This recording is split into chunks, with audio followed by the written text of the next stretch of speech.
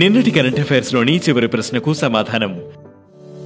భారత్ ఏ దేశంతో కలిసి బ్రహ్మోస్ క్షిపణిని తయారు చేసింది? భారత్ కు చెందిన defence research and development organisation, రష్యాకు చెందిన ఎన్పిఓ మాషినో స్టోయేనియా కలిసి బ్రహ్మోస్ క్షిపణులను అభివృద్ధి చేశాయి. ప్రపంచంలో అత్యంత వేగవంతమైన క్షిపణుల్లో ఇది ఒకటి. దీనిని బ్రహ్మాస్త్రగా పిలుస్తారు. ఇక మొదటిది 6G టెక్నాలజీలకు పేటెంట్ దాఖలు చేసిన భారత్. 6G టెక్నాలజీలకు పేటెంట్లు దాఖలు చేసిన 6 దేశాలలో భారతదేశం ఒకటిగా నిలిచిందని కేంద్ర కమ్యూనికేషన్ గ్రామీణాభివృద్ధి శాఖ సహాయ మంత్రి పెమ్మసాని చంద్రశేఖర్ అన్నారు.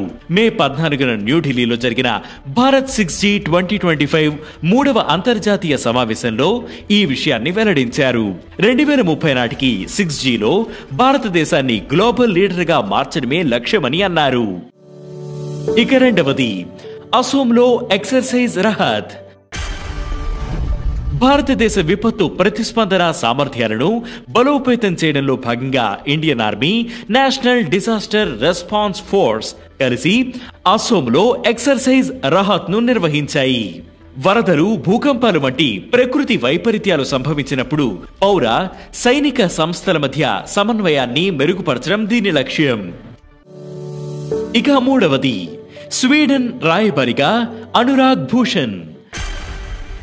1995 బ్యాచ్ కు చెందిన ఇండియన్ ఫారెన్ సర్వీసెస్ అధికారి అనురాగ్ భూషణ్ స్వీడన్ కు తదుపరి రాయబారిగా నియమితులయ్యారు. మే 15న విదేశాంగ మంత్రిత్వ శాఖ అనురాగ్ భూషణ్ నియామకాన్ని అధికారికంగా ప్రకటించింది. భారతదేశం, స్వీడన్ సంబంధాలు గణనీయమైన వృద్ధిని సాధిస్తున్న సమయంలో ఆయన నియామకం జరిగింది. ఇక నాలుగవది ఢిల్లీలో ఇన్క్లూజివ్ ఇండియా సమ్మిట్. మే 15న గ్లోబల్ యాక్సెసిబిలిటీ అవేర్నెస్ డేని పురస్కరించుకుని ఢిల్లీలోని ఇండియా ఇంటర్నేషనల్ సెంటర్లో ఇన్క్లూజివ్ ఇండియా సమ్మిట్ జరిగింది.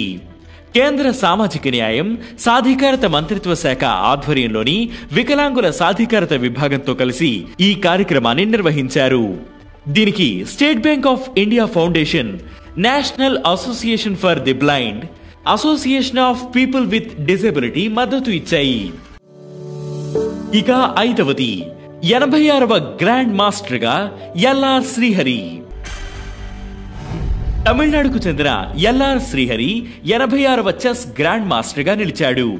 2024లో జరిగిన దుబాయ్ ఓపెన్ లో 2500 ఎలో రేటింగ్ సాధించిన 19 ఏళ్ల శ్రీహరి అంతకుముందు బుడాపెస్ట్ టోర్నీలో తొలి GM norm, Qatar masters championship లో రెండో GM నార్మ్ సొంతం చేసుకున్నాడు. తాజాగా అబుదాబిలో ఆసియా వ్యక్తిగత చెస్ టోర్నమెంట్ లో తుది GM నార్మ్ సాధించాడు. దీంతో శ్రీహరికి గ్రాండ్ మాస్టర్ టైటిల్ లభించింది. ఇక ఈ రోజు current affairs question: Gautama Buddha వన్యప్రాణుల అభయారణ్యం ఏ రాష్ట్రంలో ఉంది?